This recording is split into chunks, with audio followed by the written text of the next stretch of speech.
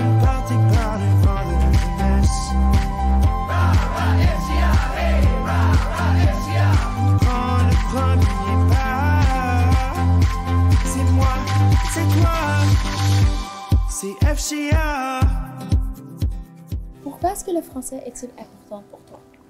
Le français est vraiment important pour moi parce que plus tard dans la vie, j'aimerais être psychologue judiciaire et je pense que si je parle le français et l'anglais, si je suis bilingue, j'aurai plus d'opportunités, plus de chances à avoir l'emploi. Pour moi, j'aimerais garder ma langue parce que c'est vraiment familial pour moi. Je l'ai reçu de ma mère et j'aimerais donner à mes enfants du futur.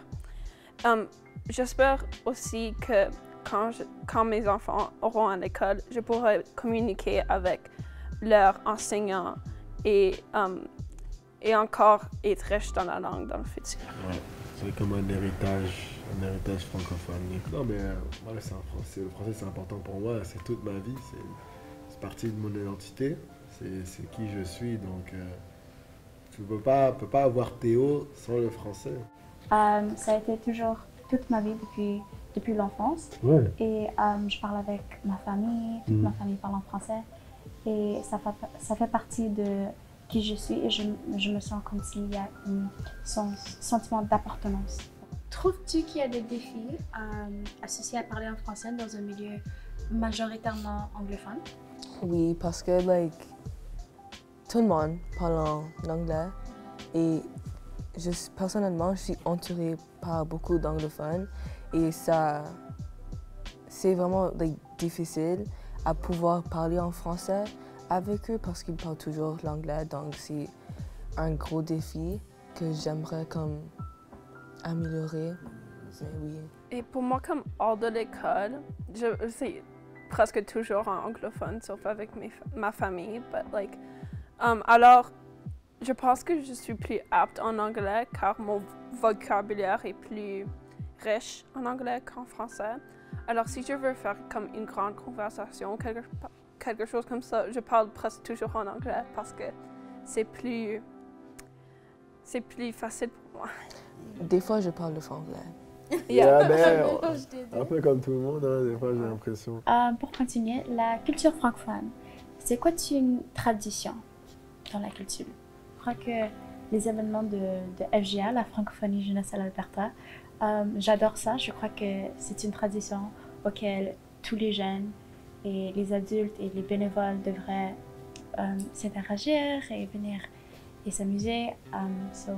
Je tiens ça près de mon cœur. Ouais, je pense comme ma mère est allée Rage et des choses comme ça quand on était jeune. Ça, c'est une tradition. J'ai adoré Rage. Yeah. Je vais le faire encore. Non, c'est vrai, c'est vraiment bien d'avoir justement ces événements qui arrivent durant le mois. Tu les fais, même moi, j'ai fait les Rages, les Coaga, les Jeux francophones. J'ai tout fait, participant et bénévole. Ouais, exactement. Ça, tu te sens comme tu fais partie d'une famille. Yeah. Et en plus, tu fais que rencontrer des gens, donc il y a des personnes avec qui, justement, grâce à ces événements, grâce à la francophonie, il y a des personnes que j'ai rencontrées qui viennent des fois du nord et maintenant qui sont partout au Canada. Tu les rencontres, ça te fait des connexions, des personnes avec qui tu sais que moi je connais cette personne, je connais cette personne.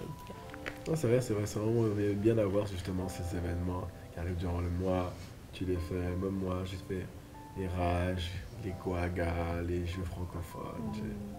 J'ai tout fait, participant et bénévole. Ouais, exactement.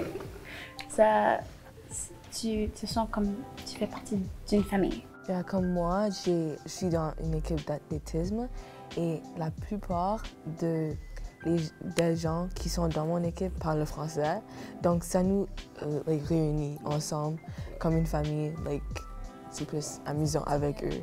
On est là, on a parlé. Franchement, j'étais ravi de vous connaître. Donc, merci d'être venu ici. Merci de nous avoir. Pour FGA à l'écoute.